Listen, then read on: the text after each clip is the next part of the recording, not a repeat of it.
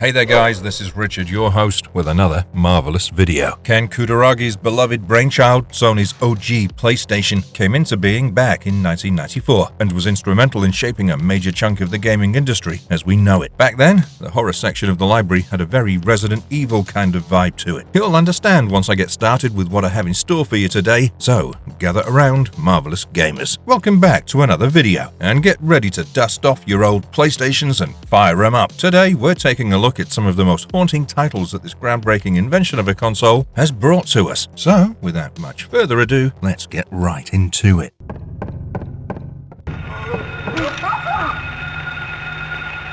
Silent Hill, 1999. We're starting off today's list strong with one of the greatest video games ever made. Yep, I'm not even talking about horror games when I say it. Silent Hills didn't just dominate the horror section of the PlayStation's library, but was a stroke of genius that outshone quite a few popular titles among all video games. Moreover, it went on to pave the way for other psychological horror titles, a highly prevalent genre even today. The plot follows Harry Mason, who's written to be a bit of an everyman character as he staggers around the titular town looking for his missing child. While he struggles to find his adopted daughter, he does manage to find a mysterious ritual-crazed cult. The town of Silent Hill is one filled with monsters, and the players are made to navigate it as Harry in the third person. There's no HUD, and you roam around fighting, exploring, and solving puzzles. It featured foggy environments that would be very difficult to navigate had it not been for your little flashlight. True to his everyman nature, Harry isn't the best shot, can run only for a limited amount of time, and will die if he takes too many hits from foes. My instincts, well, before I actually played it, had me expecting a title much like the Resident Evil games. But boy, did things change when I got a proper look at it. It took to a fresh form of horror for its time. The idea was to induce fright by building a disturbing atmosphere. From the engrossing ambient music to the gripping story in these immersive environments, there's a lot that explains Silent Hill's art house blockbuster status.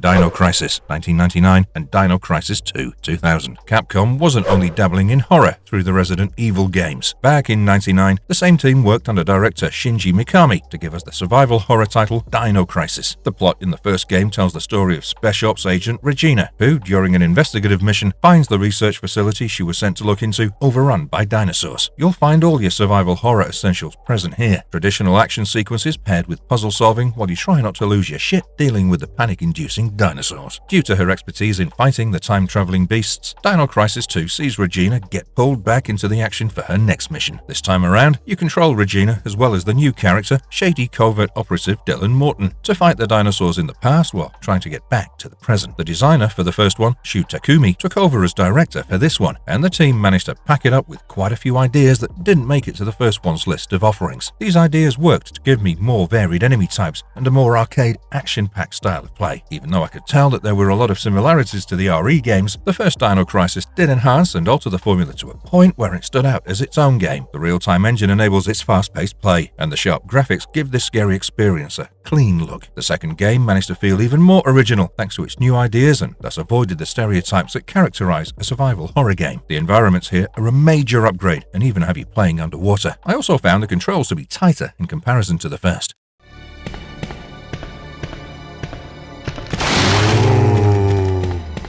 Resident Evil 2, 1998. Yet another title with the Mikami name in its credits. The Resident Evil 2 that we're discussing today was the original that came out for the PlayStation in 98. Yep, the iconic Claire Redfield and Leon Kennedy storylines were first seen in this one. With most of Raccoon City turned into the undead by Umbrella Corps' T-Virus, our heroes fight their way through to the police station, with Leon reporting for his first day of rookie cop duty and Claire looking for her brother Chris Redfield. It had me start off with a knife and eventually put cooler weapons in my path, along with the zombies and puzzles of course. Ammo was still limited here, so the combat had that tactical element to it too, one that's remained significant in the Resident Evil games even today. I enjoyed how it managed to back me in a corner multiple times during those fight or flight scenarios because of how I'd have to keep my ammo usage in check. The most notable difference between this original and the remake we hear about today is that this one featured fixed camera angles and had you play these over-the-shoulder scenes with tank controls. The zapping system that presents you with varied puzzles and tweaked storylines for your second playthrough first made an appearance in this title. This was another among the many factors that make this game a roaring success. Even the original, with its 5th gen graphics, managed to deliver a gripping story with decent graphics to go with its well-suited settings.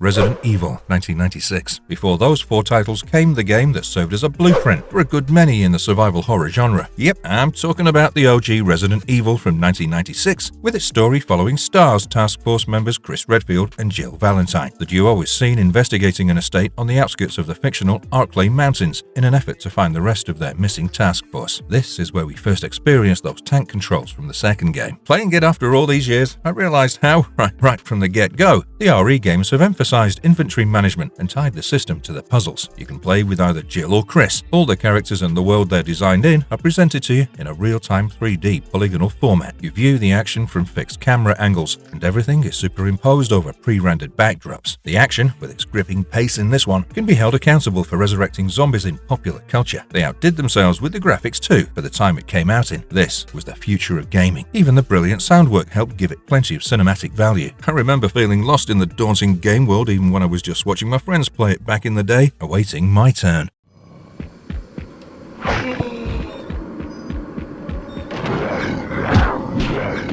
Nightmare Creatures 1997. Survival horror is a genre best enjoyed solo. And keeping up with that spirit, there's Nightmare Creatures by Callisto and Activision. It had me controlling one of its 2 protagonists, the priest Ignatius or the mourning daughter Nadia. The whole thing is set in 1834, and sinister things have been happening all over London. Zombies, humans gone monster, you name it. The protagonists are brought together by unfortunate circumstances and set out to stop occultist scientist Adam Crowley and the devil-worshipping Brotherhood of Hecate from taking over London. The gameplay has you using your character's main weapon along with a bunch of secondary ones to fight evil. I particularly found the magic spells here to be a neat little addition to my means of self-defense. If you ask me, the flaws aren't significant enough to wash down the good here. Enemy designs are quite creative, and the game manages to build that creepy atmosphere flawlessly. It's got visuals that urged me to keep playing, and the degree to which it challenged the player had me on the edge of my seat. I definitely recommend this underrated gem, and was in awe of the complex action-focused gameplay.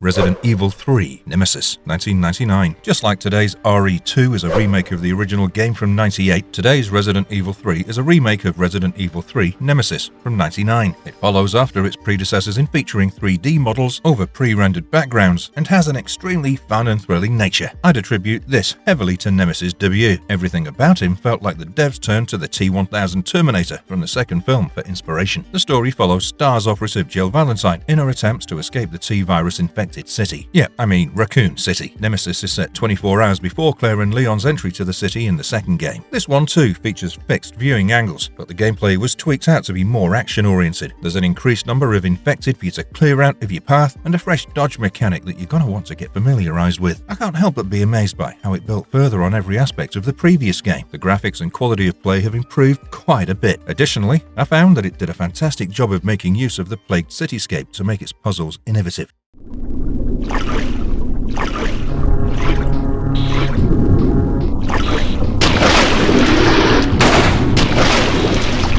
Alone in the Dark, The New Nightmare, 2001. Our next marvelous mention is the 4th Alone in the Dark game. This next-gen series revival of its time follows P.I. Edward Carnby as he picks up the case that his partner and close friend died trying to investigate. Assisting him is the brainy, youthful uni professor Aline Sedrak. Both Edward and Aline are playable characters, and Carnby's gameplay is more focused on the combat, whereas Aline's has you solving puzzles. Much like Resident Evil 2, both protagonist paths intersect at different points in the story, and the lizard-like creatures of darkness keep you company as you play. I most admired The New Nightmare for its graphics and how immersive they made the story and its environments. It's a title that definitely demanded some patience on my end, but was handsomely rewarding. It presented a challenging overall difficulty, and its Lovecraftian offerings weren't something I was used to seeing in games. Lastly, this is the kind of game that exhibits its excellence through how well it refines a formula rather than by introducing a lot of new elements.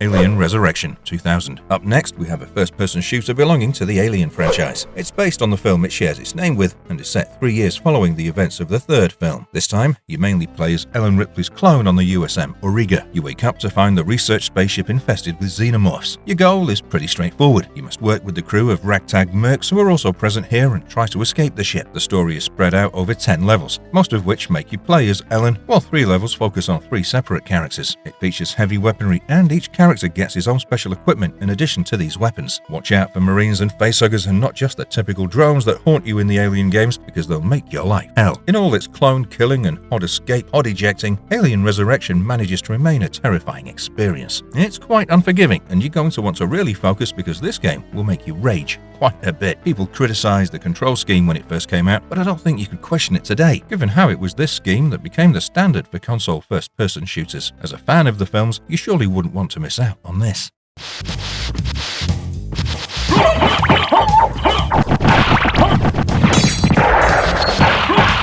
Castlevania Symphony of the Night. Castlevania Symphony of the Night was made for the PS1 by Konami as the sequel to Rondo of Blood. It takes the form of an action RPG to tell the story of Dracula's half-human son, Alucard, in his awakening and his exploration of his father's freshly resurfaced castle following the disappearance of the man who bested the Count himself. It takes a non-linear progression style, and your end goal is to destroy the castle. Most of your time in this side-scroller is spent exploring. Most areas of Dracula's castle remain locked and require you to obtain items or abilities in order to access them. The abilities in question are quite fun, and see you turned into a wolf, bat, or just plain mist. In a departure from the previous games with their whip-wielding action, this one presents quite a few weapons scattered across the castle. Absolutely love the enemy designs here, and this one might play like an old-school game, but it remains fresh to this day. Even with all its fancy effects and impressive graphics and immersive atmospheres, it ran quite smoothly on my PlayStation. Hats off to the animation team for the level of attention they paid to detail this game. This Castlevania title easily earns a spot on my list of best games to have ever been created. Fun fact, you guys know how I keep using the term Metroidvania to describe games?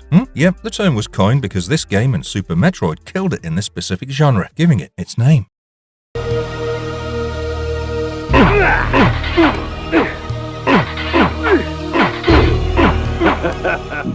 Blood Omen Legacy of Kain, 1996. This one went on to become the first title of the Legacy of Kain game series and is seen depicting the tale of Kain, a fresh out-of-the-grave nobleman turned vampire. It's a tale of vengeance and has you playing the role of Kain as he tries to lift the vampiric curse and get revenge on his murderers. His journey pits him against the Circle of Nine, these godly but evil wizards who you must kill in your exploration of the world of Nosgoth. Even back then, this was a game that managed to paint a picture of Kain's transformation and journey as a new vampire. The gameplay was aimed at evolving the action RPG formula while featuring cinematic value as a story. It's a 2D title, and you view Kain from a top-down perspective. Leaving the puzzle solving and the story's intensity aside, it packs mean hack-and-slash combat, outdoor exploration, and dungeon crawling. On all fronts, this was a successful game. I loved the setting, sound work, and the overall potential it exhibited, while still being a challenging title. It's a strongly written story with a compelling atmosphere, and sessions of play here could have you engrossed for hours at a stretch. The vast world is yours to explore and takes you to some pretty gory places though, so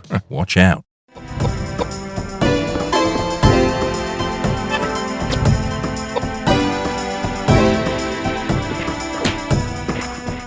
Kudelka, 1999. Kudelka was released in Japan during '99, but made it to American PlayStations by the next year. It stars 3 playable protagonists, Kudelka, Edward and James, as they face vicious creatures in Wales's Nemeton Monastery. There's a lot of unraveling and uncovering to do because the monastery's got a shadowy past. As you get into its tucked-away secrets, you'll find this to be a game that encourages you to explore and take on its many puzzles while welcoming adventure. Again, it resembles the RE games with its fixed camera angles and 3D characters on pre-rendered backgrounds, but I like the battle screens here. These turn-based battles occur randomly upon exploration and allow you to traverse a square on the grid and perform a move per turn. For a game that came out of Japan, it feels a lot like a Western horror flick. I quite enjoyed the story and how strongly written the characters are. The tone, localization, and presentation are all on point too, and the best part here is how innovatively it packs some of its RPG mechanics. Lastly, I loved every transition from exploration to battle and welcomed the change with wide arms. Things got really intense, really quick.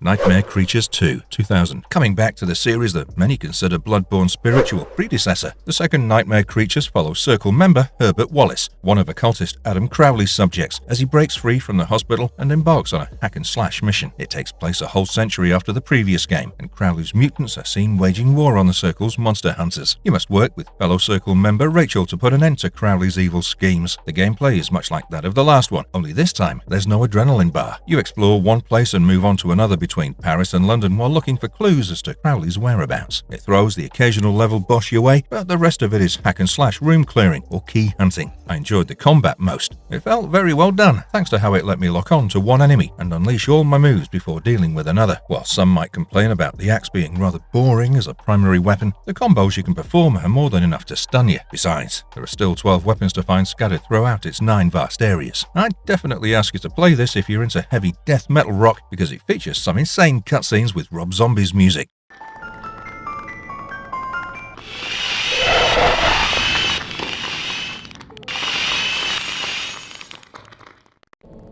D. 1995. Our next title is an interactive film adventure that tells the story of Laura Harris. What a lovely name. I wonder what the story's about. Well, you find yourself at the hospital, and it's not as a patient. No, you're there because your father's gone ahead, committed mass murder, and proceeded to lock himself in after his killing spree.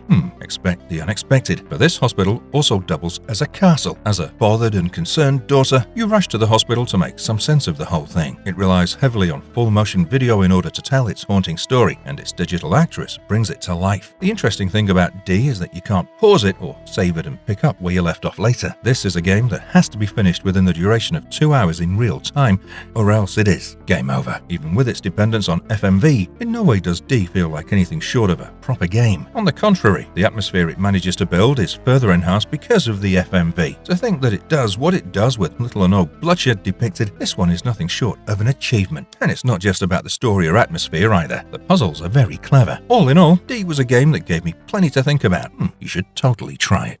Parasite Eve, 1998. Parasite Eve from 98 was a realistic yet dramatic and shocking story that was more mature than any of Square's other games at the time. This one serves as a sequel to the Parasite Eve novel and is set in NYC. You play the rookie cop Aya Brea, and this 6-day story starts off with a sophisticated blind date at the opera, but soon turns into a mission to save humanity from combusting. It came out during a time when horror as a genre was gaining more popularity in Japan thanks to the book, along with the film adaptation and 2 manga comics. This very era that marks its release is also often described as a time when its devs were still experimenting with RPG mechanics, meaning that most of the games came with their own unique combat quirks. I suppose the most appropriate way to explain its gameplay would be Resident Evil meets Final Fantasy VII, but cinematically.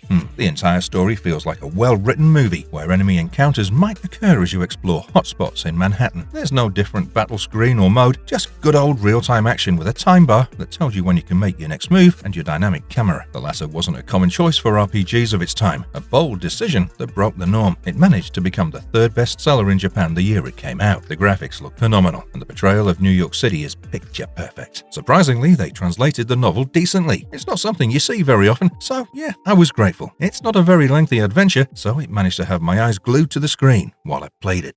Clock Tower, 1995. Moving on to a point-and-click adventure, our next survival horror title was the first of its series and a game that was only released in Japan. Yep, this top 50 title hasn't made it to the rest of the world yet, but will be made available to the rest of the world for 8th and 9th gen consoles and PCs in 2024, after all these years. Here's what I learned after my playthrough of the Japanese version. Jennifer, your player character, is one of the orphan girls whom the Barrows family was kind enough to take in. Sad as it is, when you get to the family manor, one of the other girls is murdered by a creepy dude titled the Scissor Man. Like any other normal person, Jennifer sees this and says, hell no, and now you must click away to safety to free her from the manor. No weapons here. You decide where to hide and when to move. There's a stamina system though. You can monitor it by taking a look at the portrait in the corner. Running is tiresome, and you'll have to sit to regain stamina. Jennifer is a kid, after all. Keep an eye on your health because, when tired, Jennifer tends to trip over things and move slower. It manages to build a haunting atmosphere quite well through its Italian horror flick-inspired style and clean graphics. There are 9 possible endings, and no matter which you get, Clock Tower is easily among the finest thrills that the horror genre has to offer. This one, along with Alone in the Dark, was highly influential in shaping the genre. Echo Knight, 1998. From Software's Echo Knight from 1998 was the first of its series and tells the story of Richard Osmond, a concerned son who gets sucked into a mystery revolving around a supernatural power held within 2 stones. Initially, you're just a worried son, but soon the appearance of a hidden painting compels you to look into a ship's mysterious disappearance. Set in the first-person perspective, you encounter ghosts in its many rooms and keep yourself safe with a simple flick of the light switch. I found it interesting how it had often thrown me into the past to tell its story upon my interactions with objects objects or people. As you try to find your relentless father, you'll find yourself solving some brilliant puzzles. I've always had a taste for the strange, so you might disagree, but I was quite fascinated by the creepy-looking character designs. You couldn't expect much graphically from a game this old, but I found the designs to add to the eeriness of it all. When it comes to sound, it's quite minimalist, using its sharpest sound effects only for its most disturbing moments. Additionally, all the time periods depicted retained relevant styles and props, a very important touch that many developers neglect. Overblood, 1996, being the first to feature fully 3D virtual environments in the survival horror genre. It's no joke, and I get why EA proudly put a 3D sci-fi adventure on the game's cover art. But is this a title that just stood out as the first 3D horror game and hadn't much else to offer?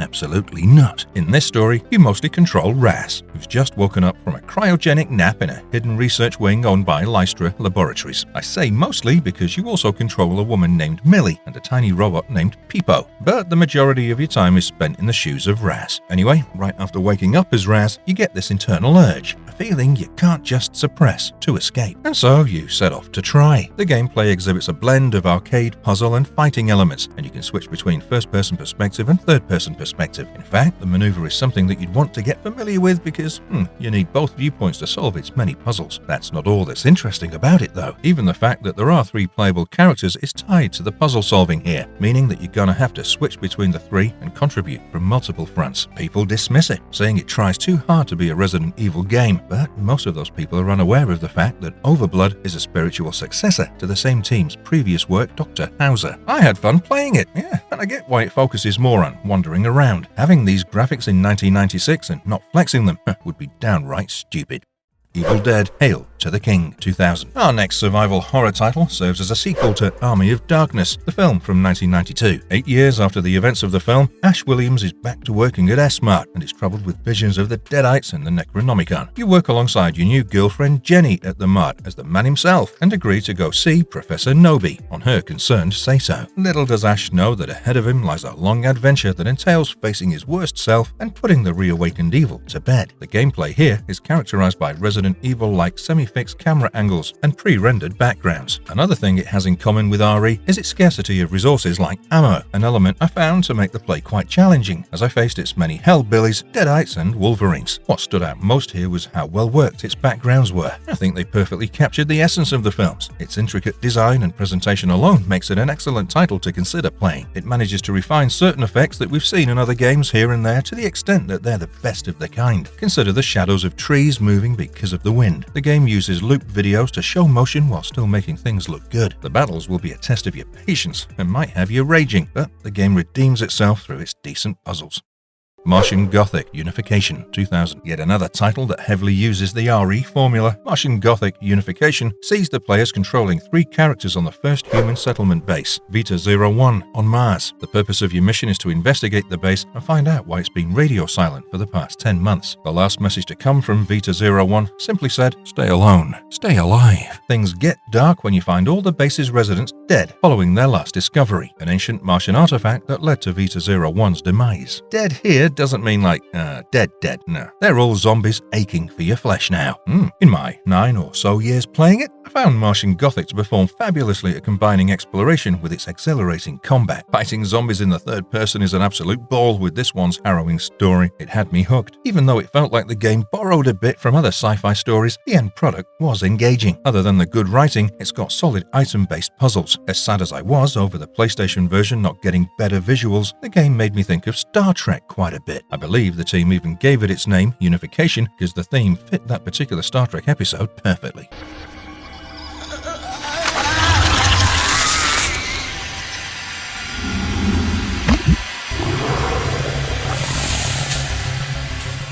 Parasite Eve 2, 1999. Parasite Eve's sequel continues the story of Aya Brea once again, years after the previous game's events. There's another outbreak, and it results in more neo-mitochondrial creatures for you to take on as Aya. It's still got its predecessor's RPG feel, but the core gameplay with this one has been altered to better fit the survival horror genre. Figures though, it was written and directed by the guy who wrote the first Resident Evil. They did away with the previous game's active time bar and also limited camera movement to what the game wanted the players to see. The creators of this tank controls using amazing title paid attention to what the community said about its prequel, and it shows. It's got some glorious-looking backgrounds. I'm talking a level of detail that demands added ambient effects to keep things looking smooth. Parasite Eve 2 manages to stand a class apart in the genre on account of its cinematic quality alone, which makes you want more of it. The controls are testing, but it keeps you hooked quite efficiently. You're not my father. Lie down.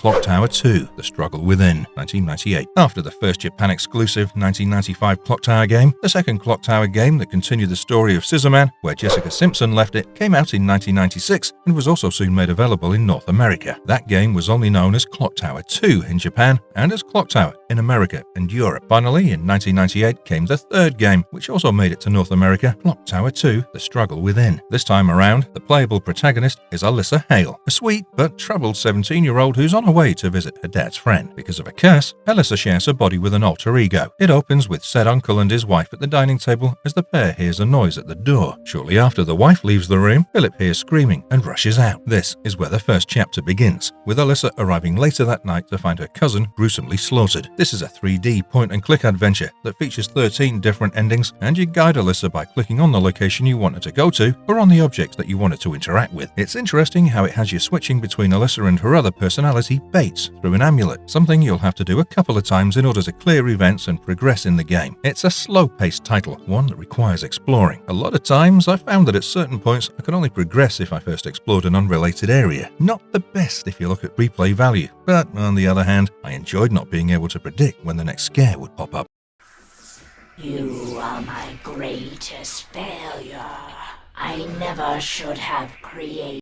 Galarians, 1999. More of the RE DNA. Our next title comes with the tank controls, polygonal characters on pre-rendered backgrounds, and the simple quality of having to find and thoroughly loot an area to progress into another. Galarians does manage to stand apart, however, in the fact that it doesn't feature any gunplay to instead give you psychic abilities. You play as Ryan, a boy who's just learned about his possession of said abilities and also has amnesia. As you find out more about Ryan's missing identity, it becomes clear that the boy has a greater purpose to serve in the war against the Galarians, a Rouge AI-created race of superhumans. The fact that you have psychokinetic abilities instead of guns actually makes the game more of a challenge when dealing with multiple foes. Playing it will keep you busy looking for the needed items or clues in your surroundings. This one doesn't urge you to fight the enemies. They won't drop anything for you to grab, and you've actually got a finite number of power-ups that you can find, which enable you to attack. I like the concept. There aren't a lot of horror games that give you psychic powers. Your environments look captivating, and this is a rare case where the controls feel tight and perfectly set. Not only is it fun to play, but the story's quite well done. The voice acting, the visual effects, and the music all work together to set the tone for its dark atmosphere.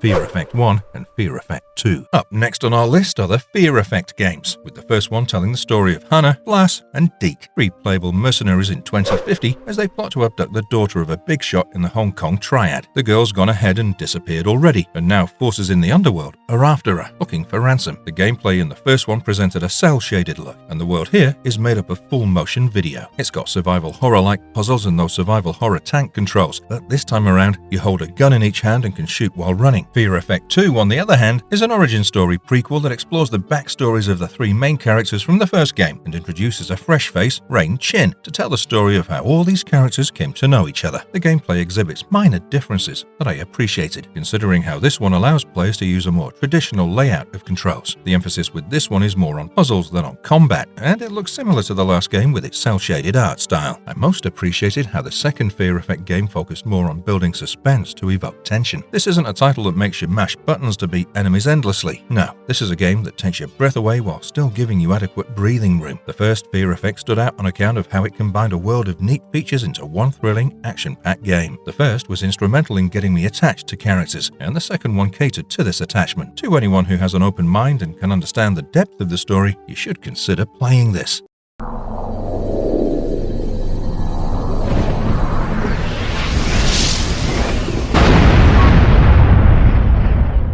Medieval, 1998. Galomir Kingdom's popular charlatan, Sir Daniel Fortesque, had his debut on the OG PlayStation. Playing as the undead skeletal fighter within the kingdom, you must beat reawakened evil. Daniel's quest is one of redemption. You must earn your place in the Hall of Heroes after getting a second chance at life. I'll advise you not to take this one lightly because it features some extraordinary puzzles to go with its hack-and-slash gameplay. With a bunch of levels that had me charging forth to clear objectives, it was nice to not have just melee weapons but also a handy crossbow to knock some skulls. And if finding a weapon is ever too much work for you, Daniel will yank his free arm off and swing it as a club. In case you're not already sold, you've even got a shield. Medieval's got its own unique style, while being a game that often make me chuckle.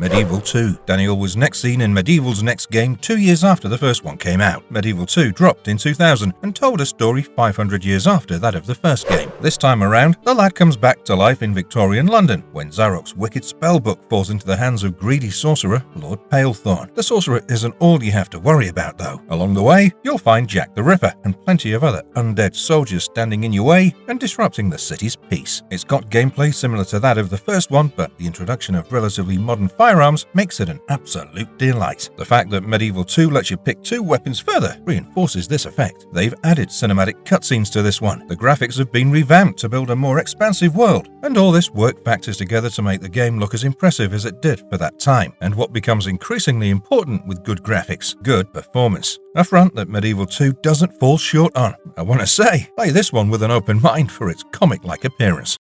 Echo Knight 2, The Lord of Nightmares, 1999. Developed and published by From Software for the PlayStation in 1999, it's the second installment in the Echo Knight series and features a unique gameplay style distinct from its predecessor. Set in an old Gothic manor house, the game immerses players in a mysterious and eerie atmosphere. Unlike typical first-person games, Echo Knight 2 doesn't involve the use of firearms. When confronted by a ghost, players must turn on the lights in the room using a light switch. This mechanic adds a layer of strategy and suspense to the gameplay. Additionally, players are often transported into the past through interactions with passengers or certain objects. Fulfilling tasks important to a spirit causes them to vanish, leaving behind an astral piece, which can be used to unlock different ending scenes. However, the game's slow pace and absence of action-oriented gameplay might not appeal to all players, particularly those seeking more adrenaline-fueled horror experiences. The focus on story and atmosphere over combat and scares is a deliberate design choice that sets Echo Knight 2 apart in the horror genre.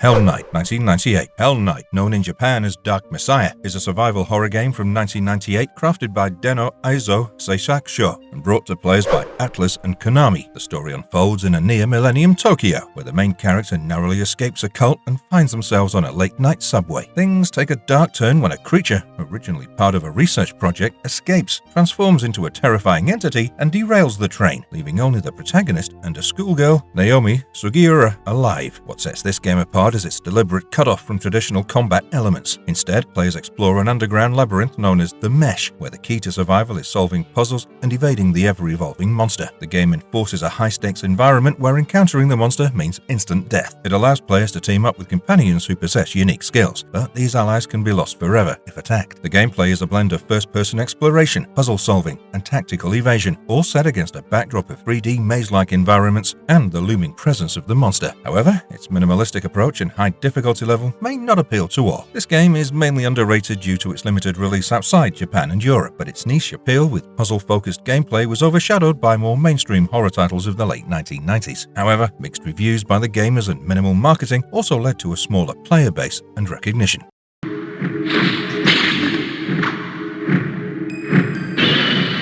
Vampire Hunter D, 2000. Vampire Hunter D, a game released in 2000, is set in a post-apocalyptic world where the player takes on the role of D, a Dhampir, half vampire, half human vampire hunter, hired by Elborn to rescue his daughter Charlotte, who's been kidnapped by the vampire nobleman Mayor Link. D embarks on a perilous journey. The game is loosely based on the Vampire Hunter D Bloodlust film and is known for its survival horror elements. The game's visuals capture the dark and gothic atmosphere of the Vampire Hunter D universe. The PlayStation graphics, typical of the era, contribute to the game's immersive experience, with a focus on creating a suspenseful and haunting atmosphere that complements the game's narrative. While the game captures the essence of its source material, it suffers from clunky controls and dated graphics. Fans of the series will appreciate the faithful adaptation. The interesting thing to know is that the game's voice acting includes talent from the English dub of the anime.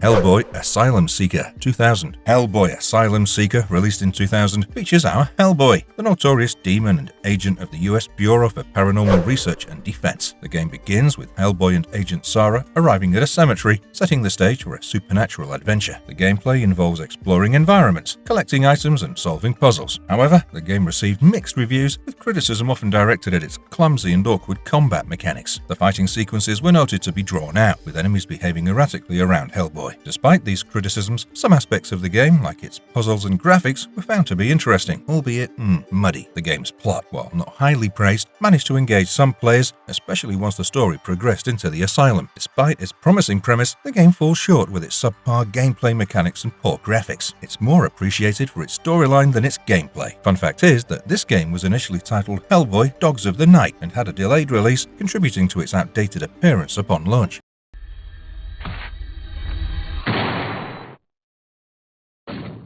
Countdown Vampires 1999. Countdown Vampires is a survival horror game set in a casino, where a fire outbreak leads to a bizarre turn of events. The protagonist, Keith J. Snyder, a security officer, faces a nightmare when the sprinkler system releases a mysterious black liquid, transforming partygoers into vampires.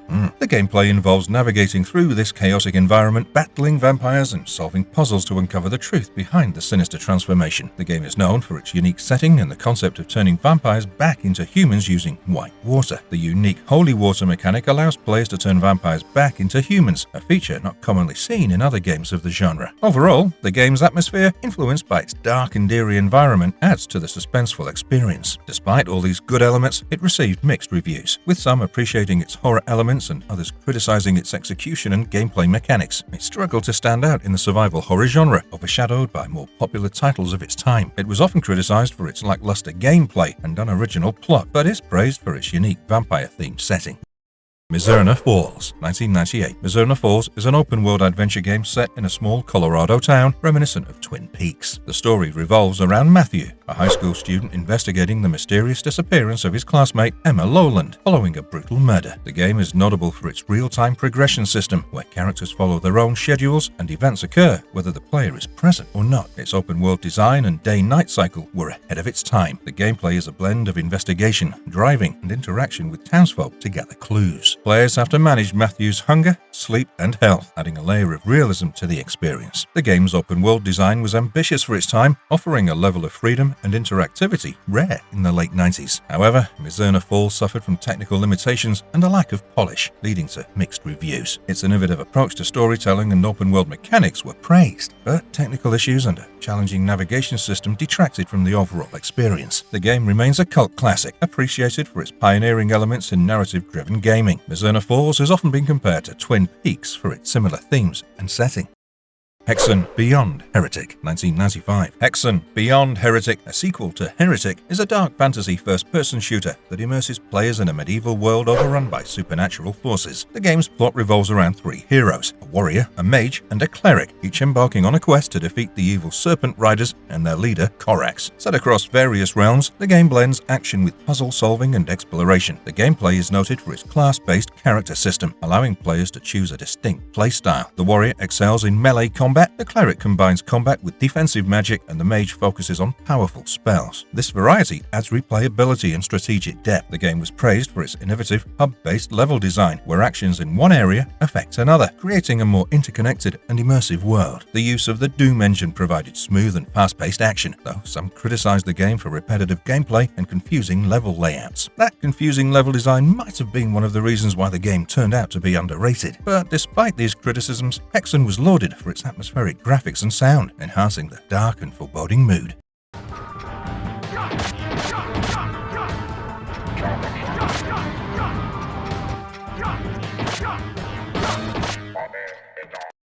Overblood 2, 1998. Overblood 2 is a sci-fi action-adventure game set in a future where Earth is threatened by environmental collapse. The game follows a group of characters, each with unique abilities, as they uncover a conspiracy by a powerful corporation that endangers their planet, exploring themes of corporate greed and environmentalism. The gameplay is a mix of exploration, puzzle solving, and combat, with players switching between characters to utilize their specific skills. The game's ambitious design includes diverse environments, from bustling cities to underwater sections. Overblood 2 had to deal with quite a bit of mixed reviews. It was praised for its ambitious scope and variety in gameplay mechanics, but it was criticized for its clunky controls, confusing level design, and subpar graphics. Despite its flaws, some players appreciated its unique story and the effort to blend different gameplay styles in an era when such ambition was less common in video games. The game was part of a small series, but its predecessor was not as action-oriented.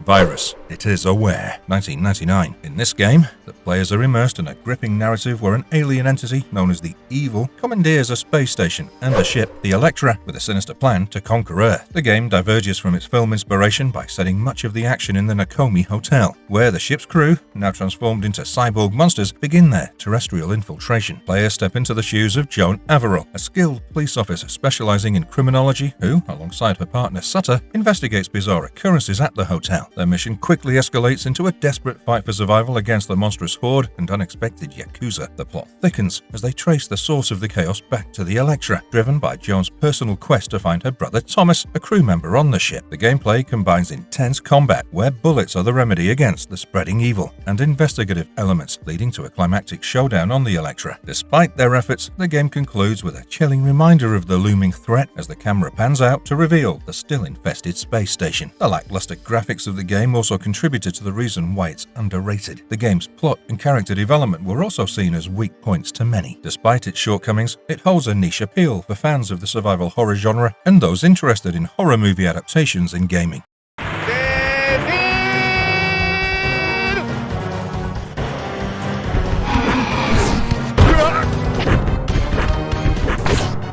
Devilman, 2000. Devilman immerses players in a dark supernatural world where the protagonist transforms into the powerful Devilman to battle demons. This action horror game, inspired by the iconic manga and anime, offers a blend of intense combat and exploration. Players navigate through various environments, confronting demonic entities with a range of abilities granted by the Devilman transformation. While the game's faithfulness to the Devilman series was praised, it received mixed reviews due to its repetitive gameplay and limited exploration. However, fans of the series appreciated the detailed character models and the incorporation of key narrative elements from the story. The game features several original storylines which were not seen in the manga or anime.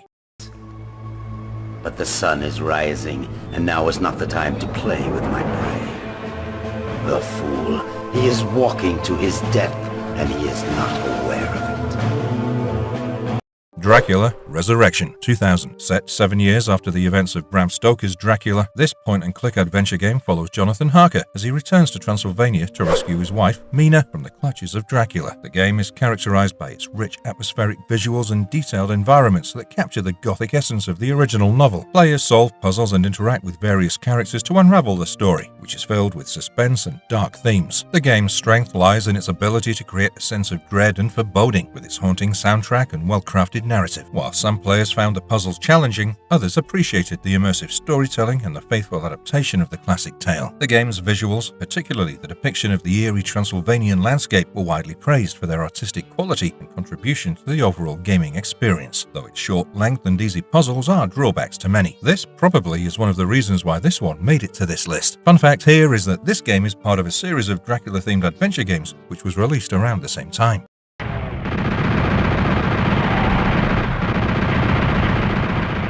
Final Doom, 1996. Final Doom continues the legacy of the Doom series, offering players an intense first-person shooter experience with 2 new 32-level episodes, TNT, Evolution, and the Plutonium Experiment. The game retains the fast-paced, action-packed gameplay of its predecessors, challenging players with hordes of demons and intricate level designs. The visuals, while dated by modern standards, still convey the game's gritty and hellish atmosphere effectively. The level design is more complex and challenging than earlier entries, providing a satisfying experience for seasoned players. The game's sound design and music contribute to the tense and adrenaline-fueled atmosphere. Despite its similarity to previous Doom games, Final Doom was praised for its challenging gameplay and creative level design, making it a worthy addition to the series for fans and newcomers alike. While not introducing significant changes to the Doom formula, Final Doom is lauded for its challenging gameplay and level design.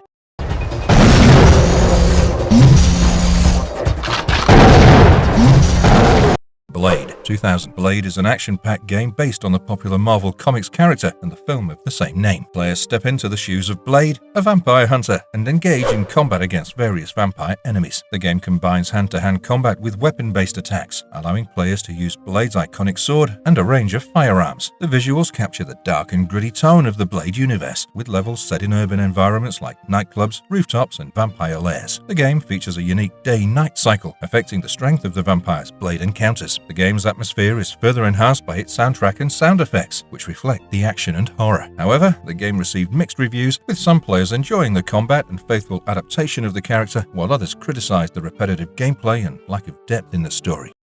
Moonlight Syndrome, 1997. Moonlight Syndrome is a unique adventure game that blends psychological horror with surreal storytelling. Set in a small Japanese town, players explore various locations and interact with characters, each with their own mysterious and often disturbing stories. The game's narrative is non-linear, with multiple paths and endings based on the player's choices. The visuals are striking, with a mix of 2D sprites and 3D environments that create an eerie and dreamlike atmosphere. The game's slow pace and emphasis on dialogue and exploration set it apart from more action-oriented titles. The soundtrack, with its haunting melodies, adds to the unsettling mood. Moonlight Syndrome was praised for its innovative storytelling and atmosphere, but its niche appeal and unconventional gameplay were major setbacks. But then again, it was released in 1997, and the gaming industry was still evolving, so it's obvious that it wasn't as well received during its time due to the changing landscape of video games.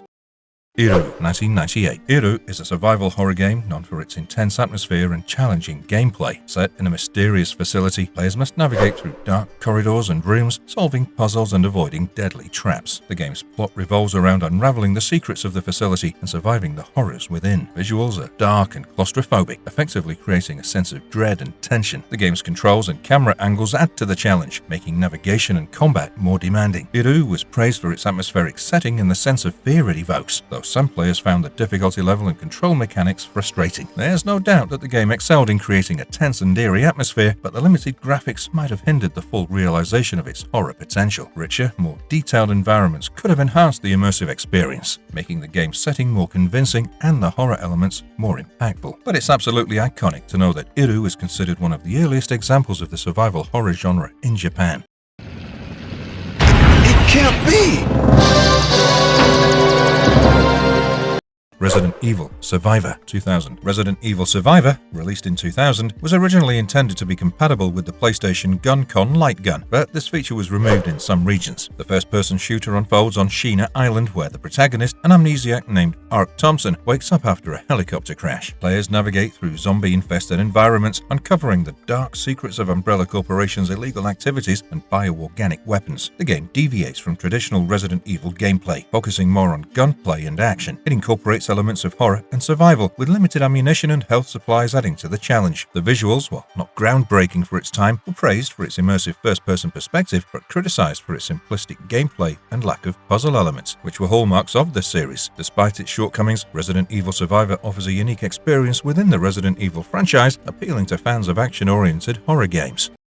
Shadow Man, 1999. Shadow Man, released in 1999, is a captivating action-adventure game deeply rooted in voodoo mythology. Players step into the shoes of Mike Leroy, who's transformed into the Shadow Man, a mystical warrior charged with protecting the world from supernatural threats. The game's narrative is a compelling blend of horror and action, as Leroy traverses between the living world and dead side, the eerie realm of the dead, on a mission to collect dark souls and thwart evil forces. The game's visuals are a standout feature, with each realm, the living world and dead side, meticulously crafted to create a haunting and immersive atmosphere. Environments range from murky swamps to sinister temples, each filled with intricate puzzles, diverse enemies, and hidden secrets. The gameplay is a balanced mix of combat, exploration, and puzzle solving, with a focus on acquiring new abilities to unlock previously inaccessible areas. The game's exploration of voodoo culture adds a unique flavor to the narrative, while the integration of horror elements enhances the overall experience. However, it also faced criticism for its occasionally clunky controls and challenging camera angles. Despite these issues, the game remains a memorable and distinctive entry in the action-adventure genre, offering players a deep and engaging experience that combines the thrill of exploration with the allure of the supernatural. In Germs Nerawarita Machi, players delve into the role of a tenacious newspaper reporter returning to his hometown only to find it overrun by bizarre mutants. The game's narrative is a blend of science fiction and body horror, reminiscent of the works of directors like David Cronenberg, David Lynch, and Shinya Tsukamoto, and echoes themes from classic American sci-fi films of the 50s and 60s. The gameplay is an intriguing mix of open-world exploration and survival. Players can traverse the city on foot, drive cars, or use public transport to navigate the increasingly mutant-infested streets. The core mechanics involve investigating the strange events, gathering crucial information, and engaging in combat with the mutants. Unique to this game, defeat by a mutant results in infection rather than death, compelling players to seek treatment at hospitals to continue their quest. The game progresses as players clear mutants from key buildings, with the challenge escalating as more areas succumb to the infestation. The climax unfolds in an abandoned coal mine, the source of the mutant outbreak. Intriguingly, the game allows continued exploration of the city even after the main storyline concludes, offering an open-ended experience in this eerie, mutant-ridden world. However, this game also faced criticism for its slow pacing and some gameplay mechanics that could be frustrating. Despite these drawbacks, Germs Nerawarita Machi stands out for its innovative approach to storytelling and its successful fusion of different genres, offering a distinct and memorable gaming experience.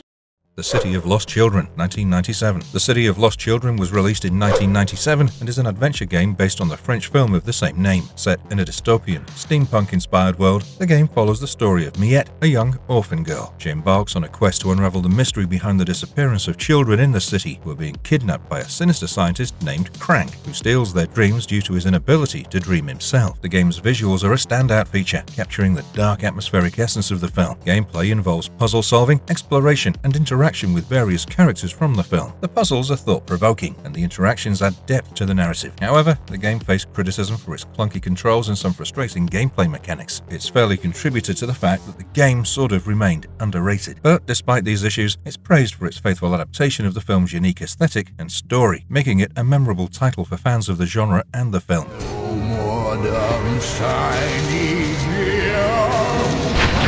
Heart of Darkness, 2001. Released in 2001, Heart of Darkness is an atmospheric platformer game that combines adventure and puzzle-solving elements. The game follows the story of Andy, a young boy who embarks on a quest to rescue his dog, Whiskey, who's been kidnapped by shadowy creatures. The journey takes Andy to a mysterious dark world where he must navigate through various challenges and confront the evil master of darkness. The game is renowned for its stunning visuals and animation, which were groundbreaking at the time of its release. The graphics are rich and detailed, and the use of light and shadow plays a significant role in the game's aesthetic, enhancing the sense of danger and mystery. Gameplay in the game involves a mix of platforming, puzzle solving, and strategic thinking. The puzzles are cleverly designed and integrate seamlessly with the story. The game also features cinematic cutscenes that further the story and add emotional depth to Andy's journey. One of the reasons why this game was known for its challenging gameplay is that players found it excessively difficult. This high difficulty level, particularly in certain puzzle and platforming sections, could lead to frustration and therefore quitting the game. Mina and I are going to be united, and you can no longer stop us. Mina will be my queen. Dracula 2: The Last Sanctuary, 2000. Dracula 2: The Last Sanctuary, released in 2000, is a sequel to Dracula Resurrection. The plot continues Jonathan Harker's quest to defeat Dracula and rescue Mina. Set in London and Transylvania, the game blends horror and mystery, immersing players in a gothic atmosphere just like its predecessor. The visuals are a mix of pre-rendered backgrounds and 3D character models, and gameplay involves similar puzzle solving and exploration, and the storyline stays true to the Dracula lore. A fun fact is that this game allows players to explore more of Dracula's castle than its predecessor, providing a deeper dive into the story. But despite all the impressive things, this game had some drawbacks. The point-and-click interface, while standard for the genre, was criticized for being clunky and sometimes unresponsive. The voice acting received mixed reviews, with some performances seen as underwhelming. The dialogue was also sometimes criticized for being awkward or not fitting the tone of the game. Little licks here and there may have caused the players to not go back to the game, and thus resulting in the game being underrated.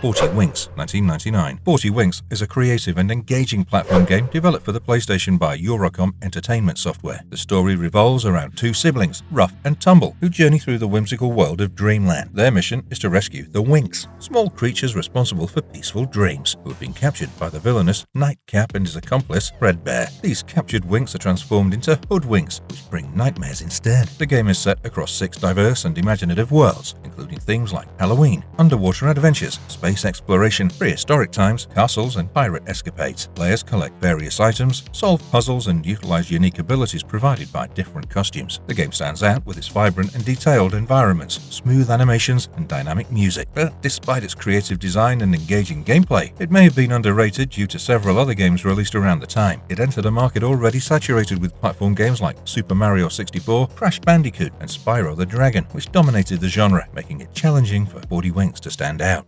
ODT, Escape or Die Trying, 1998. Escape or Die Trying is a survival horror game developed by Psygnosis and released for the PlayStation in 1998. The game's plot is set in a post-apocalyptic world ravaged by a deadly virus. Players take on the role of a survivor who must navigate through tricky environments filled with mutated creatures and unravel the mysteries behind the catastrophe. The gameplay of ODT combines elements of action and puzzle solving. Players will need to use their wits and combat skills to overcome various challenges. The game's emphasis on resource management and the eerie atmosphere adds to its tension and suspense. Despite its intriguing premise and gameplay, ODT, Escape or Die Trying, remains an underrated gem in the horror genre. One reason for its relative obscurity could be the limited marketing it received upon release. In a competitive era of horror gaming, it may have been overshadowed by more prominent titles. A noteworthy trivia about ODT is that its development was influenced by the works of H.P. Lovecraft, known for his cosmic horror themes.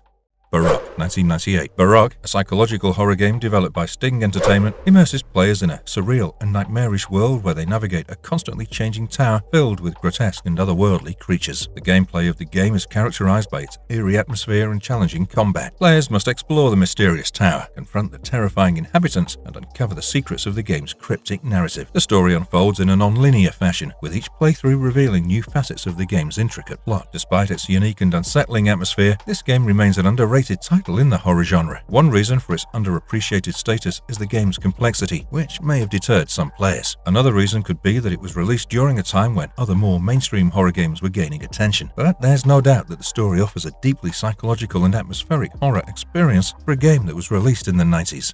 Enigma, 1998. Enigma, a global puzzle adventure, immerses players in a 1920s-themed action-adventure developed by Omega Force and published by Koei exclusively for the PlayStation in Japan. The game's narrative centers around three distinct characters hailing from England, Japan, and America, each bringing their unique perspectives and skills to the gameplay. Set against the backdrop of the Roaring Twenties, Enigma tasks players with globe-trotting to various exotic locations, from ancient ruins to mysterious temples. The core of the game revolves around solving intricate puzzles and unraveling the secrets hidden within these historical sites. Each character offers a different gameplay experience, encouraging players to leverage their specific abilities to overcome challenges and progress through the story. As a single-player adventure, Enigma focuses on the player's ability to think critically and solve complex puzzles. Despite its appeal, the game's exclusivity to the Japanese market has made it a hidden gem among the vast library of PlayStation titles. Instead of relying on jump scares and combat, it focuses on intellectual challenges. This deviation from the norm may have led to its underrated status among horror enthusiasts.